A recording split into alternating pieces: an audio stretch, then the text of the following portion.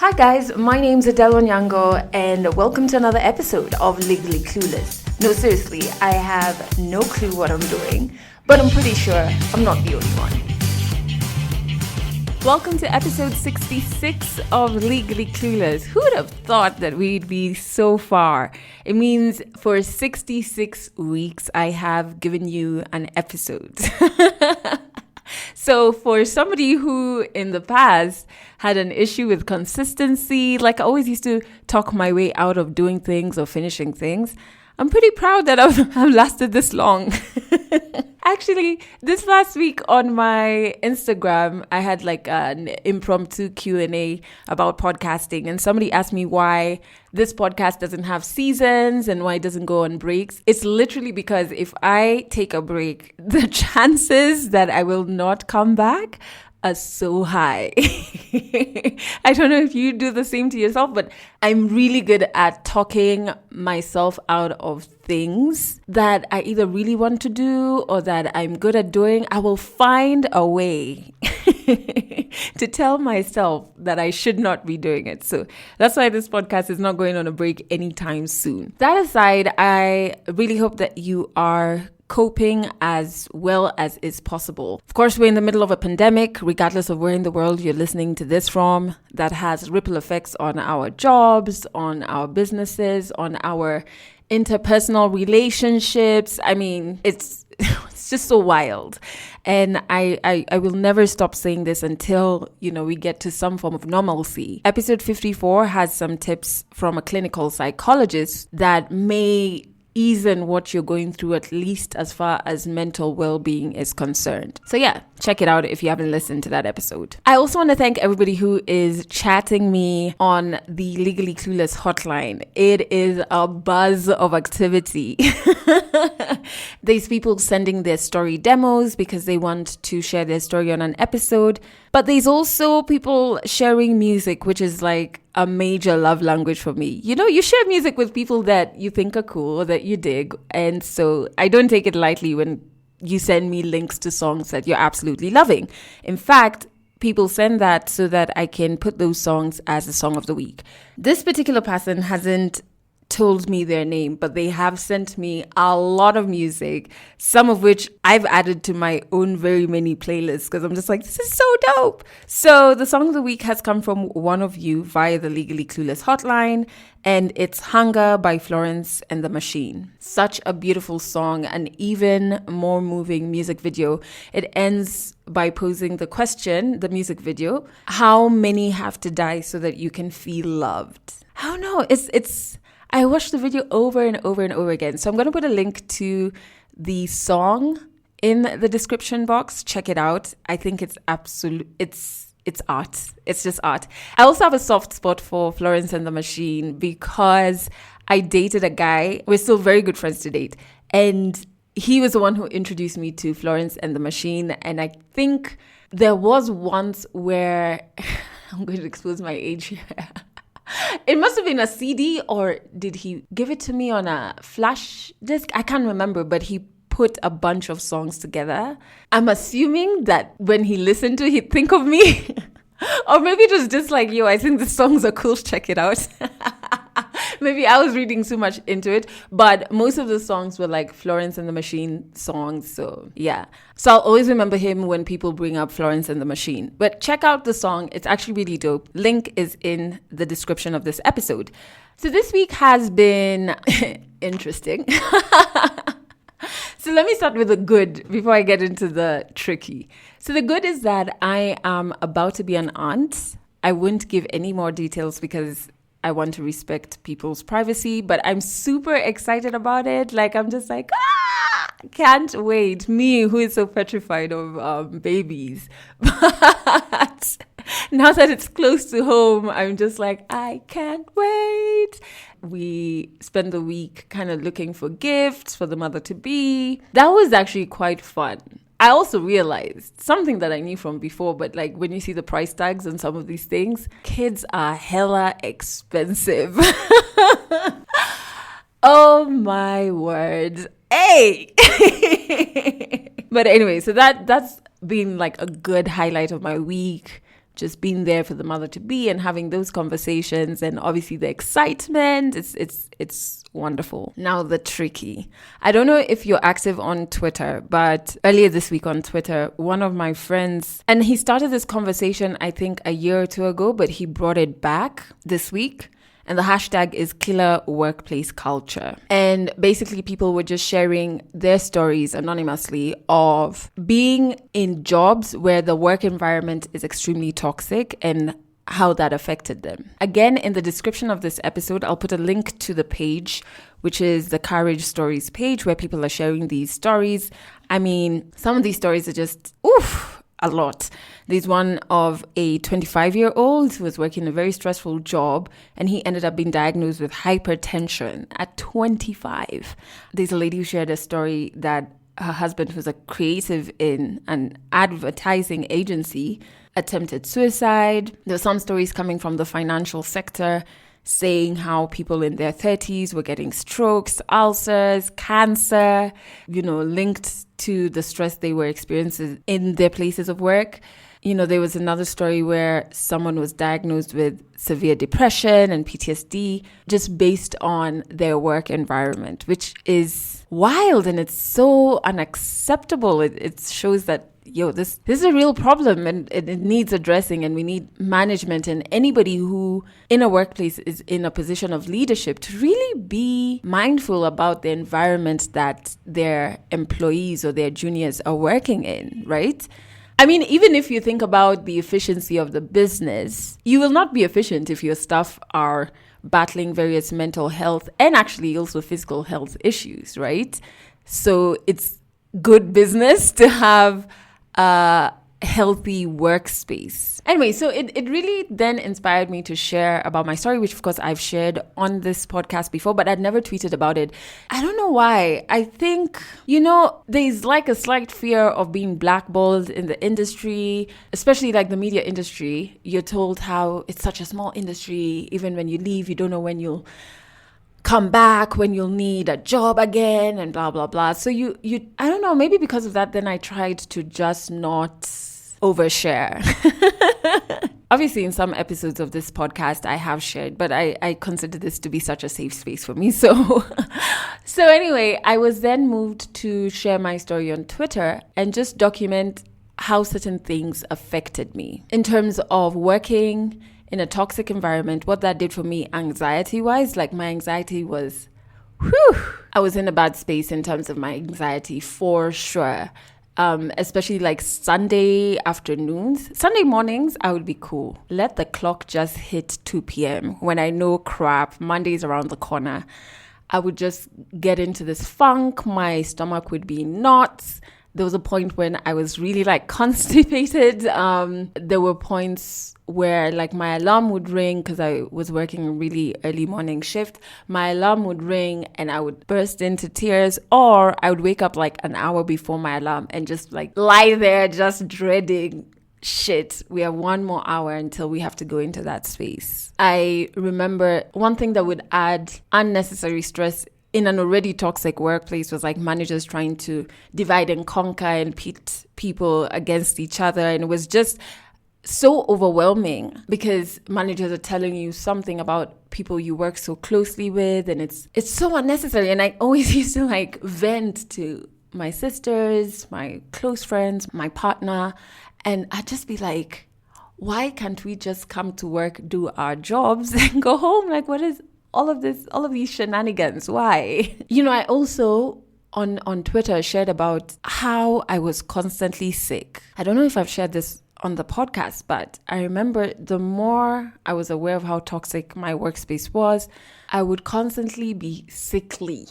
Like you have flu-like symptoms, but it's not a flu. Your joints are aching. My voice was constantly going, which I learned later on was linked to my anxiety. Yeah, I was just always sick. And I would always be like, oh, I just have low immunity. You find all of these reasons because toxic work environments have been so normalized for us. Like, work has to be a struggle. Yeah. I don't know if it's a Kenyan thing. We've just normalized this struggle thing that you're like, okay, maybe this is how all workplaces are. Maybe I'm the one who's just being too soft. So you never think that this is a manifestation of your work environment. But the funny thing is, in terms of like my voice going, it's only happened once since I left my job, and that once was like 2 weeks after I left. And even like flus and those funny, like it's flu-ish symptoms, I haven't had those in a year, which is wild.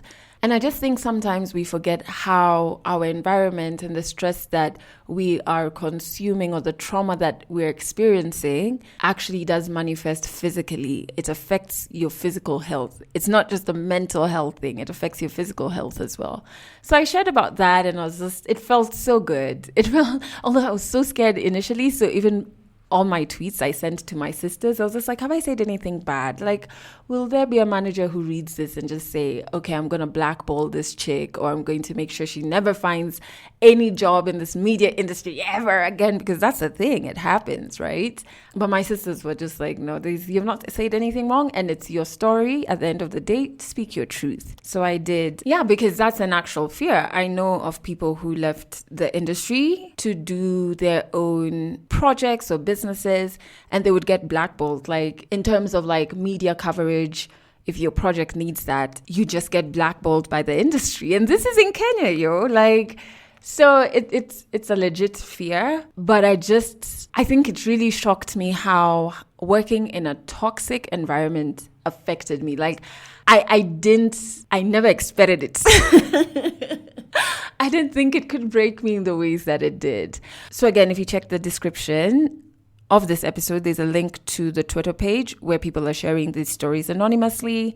You can go and check it out. I did read up on a few tips. I found a few articles. So if you're in a toxic work environment, there are a few things that may help. You can try them out. One is taking breaks. So between the tasks that you need to do, if you are working in a place where you can leave the office, especially now because people are now slowly, especially in Kenya, getting back to working from their offices. If there's a way you can leave your desk, go for a walk outside the office, in between all of your tasks, I've read that could help. Making a to-do list in the morning when you get to work of the things you need to accomplish, so then you focus primarily on that. Also, limiting the time you spend at the office. So come when you're contractually bound to be at the office and leave when you're contractually bound to leave.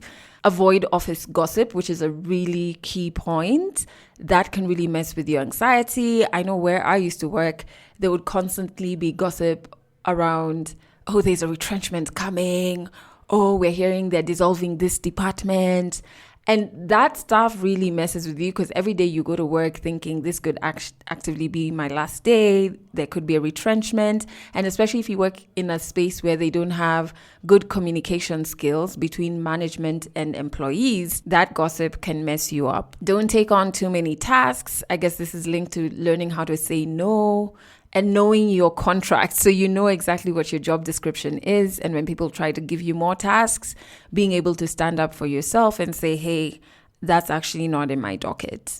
Another thing that I read is that you can identify the triggers in your office, right? And why this is important is so that you can avoid them if you can. So just identify if it's an individual, whatever the trigger is, so that you can try your best to avoid them or limit your interaction with them. If you can afford therapy, I would say therapy is pretty great, but I do know that it's pretty expensive as well. But if you're in Kenya, there is a counseling hotline. It's a toll-free hotline, which is 1190. You can call and you'll be able to talk to a therapist. And then lastly, which is from my own experience, not just the articles that I read, you can try and start making a plan. And I guess this is for you if you are not bound to this job, because I'm not ignorant to the fact that quitting a job or moving from a job is a luxury for some people, or a privilege rather. So there are those people who maybe because of your dependence and things like that, you can't just up and leave this job. But if you're one of those people who that is a possibility, what helps me is, yes, to feel the emotions, but to rationally start making a plan of how I can leave this toxic work environment. So in terms of like, this is how much you need to save, what's your plan to save it, this is the business that you want to set up, researching on what equipment I would need and things like that, making an actual plan and taking the steps actually fills me with a bit of joy and a lot of hope. And so even when I was in that toxic work environment, it didn't affect me as much as it did before I had a plan, because I was just like, okay, well, I'm here because I just need to hit that savings goal. And once I do, I can actually get out of here. So those are some tips that I would share with you, and I really do hope they help. So on 100 African Stories in this episode, Janet shares a story that is so necessary. My God, it has everything to do with body positivity and just loving your body, something that we speak a lot about in this podcast. And she shares so beautifully how her relationship with her body has changed from when she was a teenager, trying to be a model, to now when she's a mom, and how that helped her make peace with her body. 100 African Stories. There is no proper life that you live in university as a musician. If I constantly just walked around feeling sorry for myself, I'm never going to get anything done. There was a bit of frustration in between all of that. I've been breaking my back for this company. Therapy is not for the weak or for the crazy. Stories from Africa. So my name is Janet. I come from Kenya. I grew up in Mombasa, live in Nairobi, but yes, I am Kenyan. So when I was about 14 or 15 years old, I think I was between that phase of being a very awkward child who was made fun of all the time. And then suddenly there was this interest sort of like in my features and, oh, you're slim. Maybe you should model. Oh, you've got nice hair. And I kind of started to appreciate, okay, maybe I'm not such an ugly duckling, because I did grow up with a very weird sense of self, and I was a tomboy and I was awkward and I was made fun of a lot. So 14, 15, it started to turn a little bit, and I was like, okay, maybe I could do something, or maybe I'm not as horrible as I thought I was, or as ugly looking, or whatever it was that would be in my mind. And so at the time, there was a modeling agency in my many visits to Nairobi, because I was in Mombasa all the way through till sort of like later in high school. So even earlier in high school, when I'd be in Mombasa, we would visit Nairobi often. And this one time I was out and about in a shopping mall with my family, and this lady came up to me and said, hi, I'm, I think her name was Liz. And she said, have you ever considered modeling? I run an agency, you should come by. And I was like, oh, that just happened. And so I said, okay, yeah, sure, I'll go. She was legit. I mean, she even said hi to my parents and everyone. And she's like, no, you can come and just check it out. And it is an agency that was pretty well known at the time. And so I registered, and she said, there's no guarantee that you'll get work immediately, whether it's for fashion shows or whether it's for commercials, but now we have you in our database, because I ended up taking headshots, etc. So that was pretty cool. And I didn't really know what to make of it. I just thought to myself, this could be interesting, so we'll see what comes. And so a little further in, or a little later on, I think I turned 16. And by this time, I was now schooling in Nairobi. I was in boarding school. And so during half terms, midterms, etc., we would stay with my parents. They'd come to Nairobi from Mombasa. So my brother and myself would stay with my parents either at a cousin's house or at a hotel or at a guest house. And that's when in between the holidays, I'd, catch up with her on call, ask, has anything come in yet? She'd be like, not yet, but just be hopeful. Like, okay, I'll just keep checking.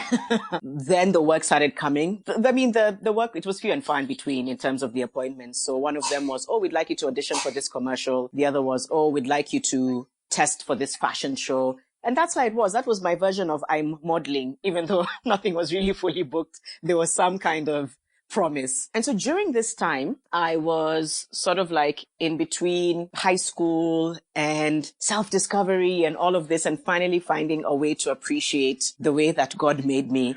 And there was of confidence in me that I hadn't quite experienced before. It could have been because of this agency and the work I was doing, or it could have been because I was having very important conversations with my parents, especially my mom, about identity. Because while I was in high school, I was a, student council representative and house captain. And so I was carrying a lot of responsibility. And then I was getting pushback from the school administration, who was starting to call me like a rebel leader and somebody who was trying to start a revolution.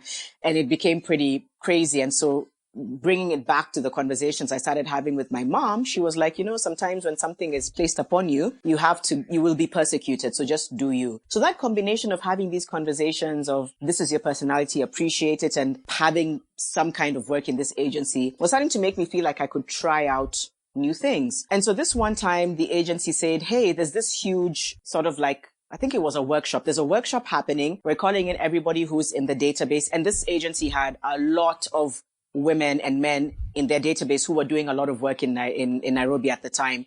Work that a lot of us would see, whether it was in TV commercials, magazine work, fashion shows. And she said, I need all of you to come for this workshop. And the whole idea is you'll just get a brief about what to expect in the modeling industry, whether it's in Kenya, whether it's abroad. It's just a very good workshop to attend and ask your questions. And I remember her saying, bring your best self here. Like, this is your chance to really shine because the people hosting the workshop have done work in different parts of the world. So yeah. And so I walked into the room. It was in Nairobi. I think it was in Lavington, which is a sort of like suburban area in Nairobi.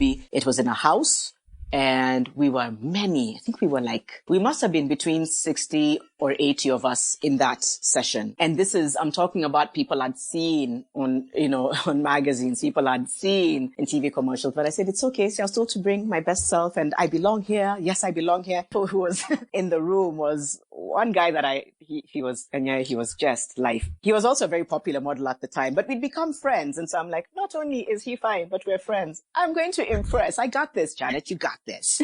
And we were sitting together and finally the workshop started. And the funny thing is, Adele, it was hosted by somebody who is well known, but whatever, I let that slide. So she started this. And this is somebody with, sort of like grown up seeing, anyway, whatever. So she starts the workshop and she's sitting alongside somebody else who's also well known. And the third person now had come from outside the country. So it was a pretty powerful panel. And they just wanted to hear where we were at in terms of where are all of you in this journey? What does it mean for you? Is it a means to an end? Is it just a platform to do something else? So it started pretty well. They started by talking about the experience. And then they started going round to ask each of us, okay, what's your name? What are you doing in regards to fashion or modeling or whatever it is? And where do you hope to be in future? So because this room also had people who had been doing incredibly well in this journey, somebody would say, hi, I'm so-and-so. I've done, 16 fashion shows, 3 commercials, and I'm planning to live in Milan and have this amazing future. And then everybody's clapping. The other person says, I'm so-and-so, I've done a couple of commercials. I'd love to end up doing TV and radio. So that was the kind of conversation. But a lot of the women were talking about being in runways in London and Milan. And I don't know whether that derailed me because I genuinely didn't have an answer. I really didn't. I was just in this room and I thought, because I hadn't fully understood or committed to what my future with modeling was, I just didn't know. So when I heard everybody saying that, it came to me. They're like, yes, tell us about yourself. I said, I'm Janet. I've done a couple of auditions. I've done headshots. I can't wait to be in a couple of commercials. And I also can't wait to walk the runway in London and New York and Milan. And she was just like, she literally said, you're going to have to pack that dream. By the way, she hadn't even given anybody else flack. So I really took this personally. She's like, you're not going to make it in the international runways. You are too short. I remember her saying that you're too short. You don't seem to have what it takes. Again, very vague. I don't know what that means. And so if I were you, I would just review this whole thing, review whether this is really the career that you want for yourself. Okay, sit down. Let's hear from the other person. Why? And the craziest thing, Adele, is that the room fell silent. And that's why I remember it like it was yesterday. I even remember, I think I was in a cream top and black trousers. Just those days you remember. And so I was very confused. And so there was this awkward silence and everybody looking at me with their eyes sort of saying, oh, I'm sorry, but just sit. Because she said you sit. That really, it hit me. It hit me in my gut because remember, I'd grown up just being made fun of. And I think a lot of those things came back of, you really are not good enough. You really aren't pretty enough. Like this was just good luck. And now it's come to hit you in the face. And so drop it. And the saddest or maybe greatest thing about that moment is that really was the time I dropped any ambition of wanting to do anything in modeling. Even though very shortly after I booked a commercial, I just said, I don't want to go through that again. So that's what happened that day. So she said, sit down. And the next person was told, and the next person was this guy, friend of mine. And so he continued and everybody did their bit. And after that, we took pictures and everybody went home. When everything was over, she said, I can see a lot of you having a very bright future. You know, just keep at it, keep doing your test shots and keep walking your runways. And I can see a bright future. I can also hear my child cry. I didn't talk to anyone. It's a habit that I developed early on, which I just think is, it's an issue where I just tend to, I'm like, it's under rug swept. That didn't happen. That the denial kicks in. I just remember feeling very lost because I didn't know. I was like, I thought I had figured out or starting to figure out who I am, but now I'm just trying to understand what I can make of myself because it was very important for me to be, you know, house captains, school captains, student council representative, and then know my future and build on it. And I'm 16 and I just don't know why I put all this pressure on myself. And I thought this was going to be a really good add-on to say, oh, I also dabble in modeling. So for some reason, I felt, first of all, I felt attacked because it was the way she said it was very personal. It was very, very personal and I didn't understand why. So I felt attacked. I started to feel like maybe there is something wrong with me. Maybe I'm not cut out for, you know, doing anything other than just going to school and finding a regular job. So there was all those kinds of thoughts in my head and maybe I'm just not good enough. I remember that kept playing over and over again, but I pretended like everything was fine. I didn't talk to anyone. And then that juxtaposed with, I really feel awkward and strange and maybe I'll amount to nothing. It's just a very strange war within myself. And so every time there were those things that were said or done, they always triggered me going right back into, I really am not good enough. So whether it was my former headmaster at the time who, you know, accused me of trying to lead a rebellion in the school and just told me that I was not fit for leadership or whatever it was, or that I was using it the wrong way, to whether it was this lady then telling me, just pack your dreams. Those were always triggers for me to be like, maybe all this is in my head that I can make something of myself. So that I remember being a very big trigger in terms of my femininity. I was this tomboy who was always made fun of for my heavy voice and being weird and scrawny. And then suddenly it's like I'm reminded, no, but you don't have what it takes to model or to do anything in this industry. Like, why would you even imagine that that's something that you can do? So it always took me back to that corner and almost reminded me like, yes, everything you've done, you've been winging it, but you're actually not good enough. So just sit in your corner. In terms of body insecurity, it actually made me feel like maybe if I was, you know, thinner or maybe if I was taller, because everybody around me in that room most people anyway, looked a certain way. My height for a period of time became this thing where I just castigated myself. Like, if you were just a bit taller, maybe then you wouldn't have gotten that comment. Or if you were a little bit thin, and remember, I'm thin. Like, at this time, I was still quite thin and slim, and I never had an issue with it. But now I thought, oh, maybe I just needed to be a little bit slimmer, or maybe I just needed to be a little bit leaner and taller. So that persisted actually for quite some time, all the way through till uni, until I came back to Kenya and then started kind of just making peace with my body. Because now in uni in Malaysia, again, I was reminded, oh, I wish if only I was a little thinner, then I could fit into this thing that is beauty. Or if only I looked a certain way, if I was a little leaner and taller. So that persisted for some time. I didn't usually vocalize it, but because of everything that would be said around me or done, because again, in uni, I dabbled a bit in these little like fashion shows. They always needed a token black girl. And so me and my 3 friends were always the token blacks all the time. And, you know, you go for a fitting and you're told, oh my God, you have really wide hips. And I was 21? It's not like my hips were that wide. But then again, you're reminded, oh, if only you were a little bit extra this or a little bit less that. So that persisted for quite some time until I just made peace with my body. I think I made peace with my body when I had my children. So it still stayed for a while. I think because I felt like my body had gone through this incredible thing, and birthed these incredible human beings. So with Huru, it was just, it was still a little bit there. Like I wanted to snap back, like, hey, people have children and they just go right back into being lean. I must exercise and do all these things. So that was still a little bit there, but I felt better. I just felt like, oh, it's okay. It's not as obsessive as it may have been at some points. After Mali, I just said, no. Your body just needs to do what your body needs to do. So just relax and work with where it's taking you and just be good to it, be kind to it, eat well, exercise when you can, but you don't have to fit into a certain stereotype or preconceived notion of how people need to view you. So it took a bit of time. When I think about it, and this is going to sound so weird, I remember when I was pregnant with Furu and I was still on TV and I was getting a lot of body shaming for being pregnant and on TV, which I'll never understand to date. It made me almost start to embrace it more. So I remember at the time I started wearing things that were more snug, like almost as a in your face. Let me show you how very, very, very pregnant I am. I remember even my bosses are like, what is going on? I'm like, no, I will show them that this is absolutely normal.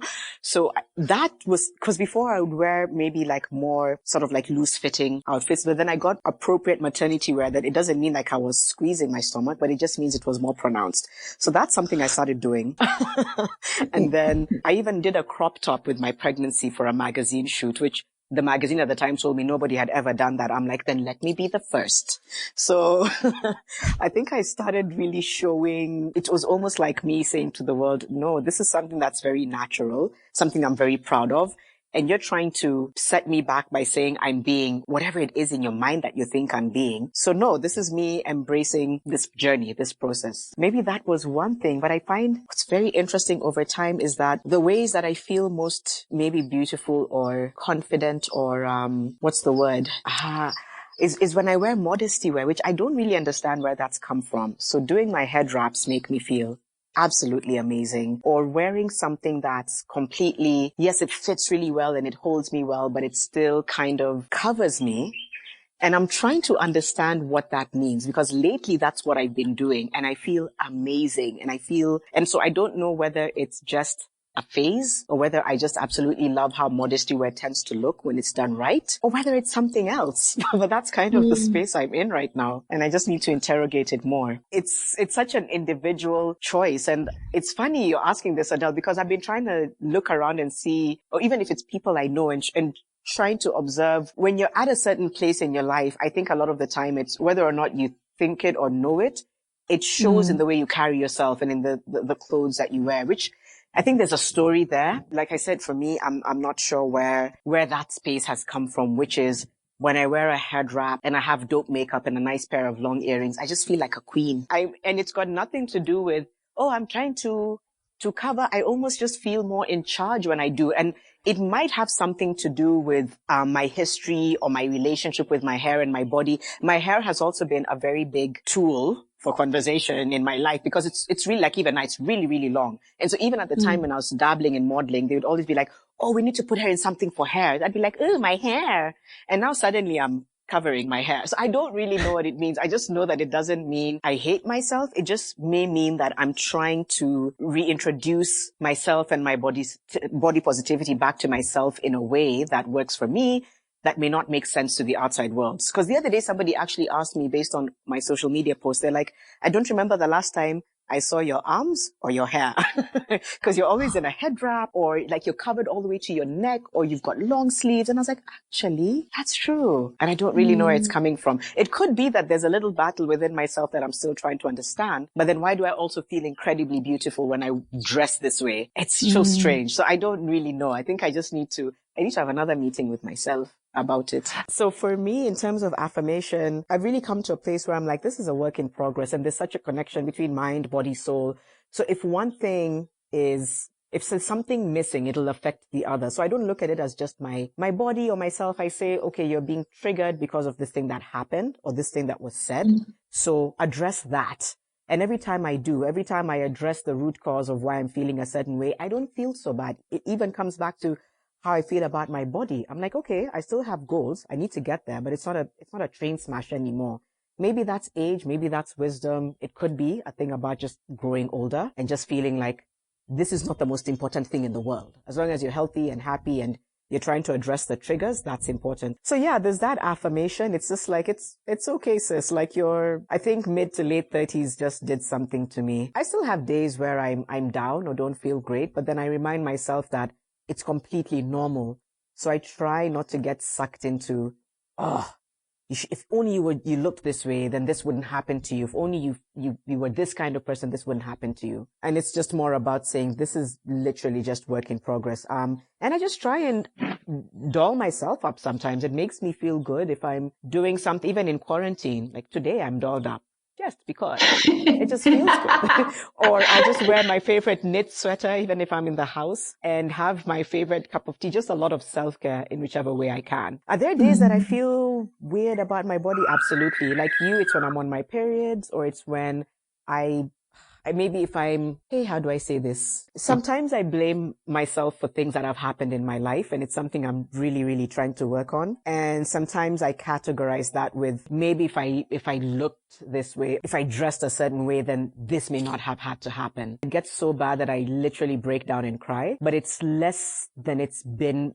I guess it's because I've understood where that trigger stems from. I'm now addressing the triggers very aggressively, because sometimes it can lead me to a very dark place where I say, yeah, maybe these things have happened to you because you could have dressed a certain way. Maybe this is the response you've gotten, or you could have looked a certain way, or you could have managed your body better, or whatever it is. And those are triggers, and they lead me to a very bad place where I get a lot of anxiety, I get mild depression. And so I'm just really unlearning so many things I had truly believed about myself for a long time. And I believed these were some of the reasons why life was treating me a certain way, especially when things were thick, or especially when there's gaslighting, or when there was an assault on my system. That's such a work in progress. I'm literally knee deep in that unlearning every day. And there's times it's pretty hard, but there's other times when I say, this is the only way to get out on the other side, is by unlearning, by affirming things about yourself, by being grateful, by being very present, especially when it comes to being with my kids, because I also need to make them see. I don't want them to have a picture perfect version of life. And I don't want to be looking like a step forward in front of my sons. And they're like, oh, that's what it means to be a lady, or that's what it means to be, somebody like Huru, he picks up on all these things. He'll be like, there's times he'd be like, oh, you're wearing makeup today. Is it because you're going somewhere? I'm like, no, sometimes I just like to wear it when I'm in the house. So even trying to teach them. So there's a lot of unlearning and relearning that I'm constantly doing right now that affects my body, my mind, my soul.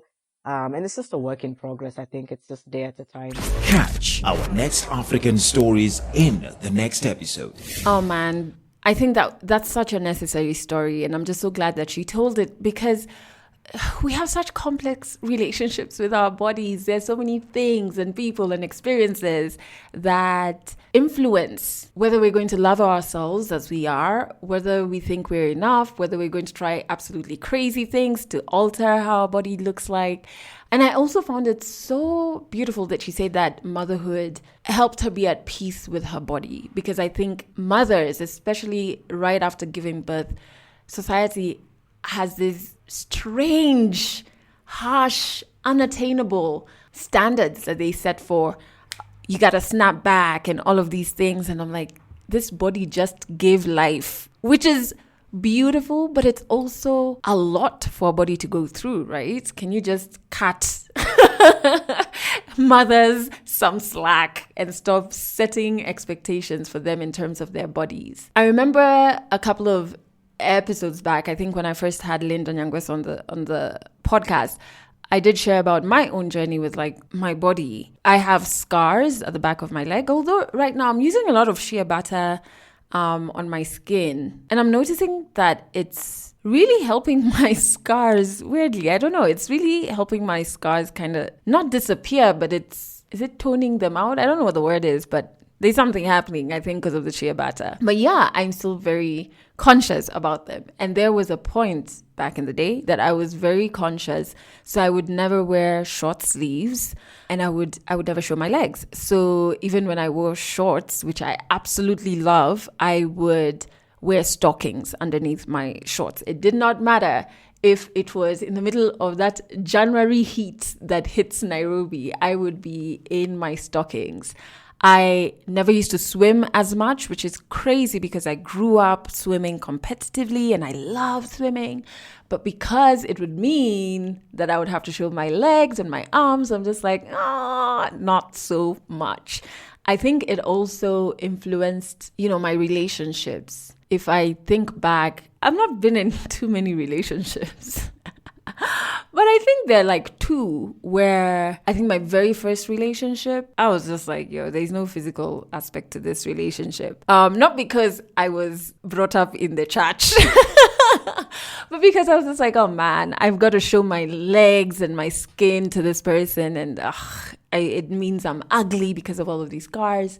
But there were also, I think there's one relationship where I remember the person I was dating was so invested in my healing, which I'll always be thankful for. So that was really good. And I think if you're in a relationship, be mindful of your partner's insecurities and really just support in trying to get them to a space where they love the vessel that they're in. But I'm proud to report that I started working on my body, working on loving it, working on just appreciating that this body has really taken me through battles, some even physical, and it's brought me out okay, right? It's this protector, and I really should just embrace it. So in terms of like my skin and stuff, I wear whatever the heck I want now. And for years, I used to like see all of these beautiful dresses. Well, you know, the short ones, not gowns or anything. Or shorts, like I love my shorts. So now I wear them, like even when it's cold, I'm just like making up for all the time. I was too conscious of my body to wear these things. So it could be cold as hell and I'm there in my booty shorts. Reclaiming my body. But yeah, I do also have my down days. On my period weeks, I'm just like, it would just look how you look, you know? But I don't allow them to last too long just because of how liberating loving my body has been. I hope you at least start small in trying to appreciate the vessel that you're in. So remember, you can share your story on this podcast. All you have to do is send a 1-minute demo telling me about the story that you want to share, and then we'll take it from there. I'll make you some story prompts, and then we will schedule a time where I can record your story remotely. Cool? So the podcast number +254 768 628 790. So just on WhatsApp, send a 1-minute audio note or voice note about the story you want to share on the podcast, and we will take it from there. Thank you so much to everybody who has shared their demos so far. There are so many and they're so powerful. Some of you are allowing yourselves to be so vulnerable in this space. I am so honored to be able to hear your story. Another thing on the podcast hotline, you can also share music that you want to see, or rather hear. It's a podcast. You want to hear as a song of the week, or you want to share with everybody who listens to this podcast. So send me links to those songs that you feel pretty attached to or have touched you in a certain way. Ugh, that sounds weird. Maybe not touched you in a certain way, but like, you know, moved you. That's what I mean. And then lastly, join the tribe on Instagram. It's such a cool space, man. Head over to @LegallyClueless Podcast. And that's it for this episode of Legally Clueless. You can share this podcast with your friends. You can keep it for yourself. I'm not judging. Just make sure you're here next week for the next episode.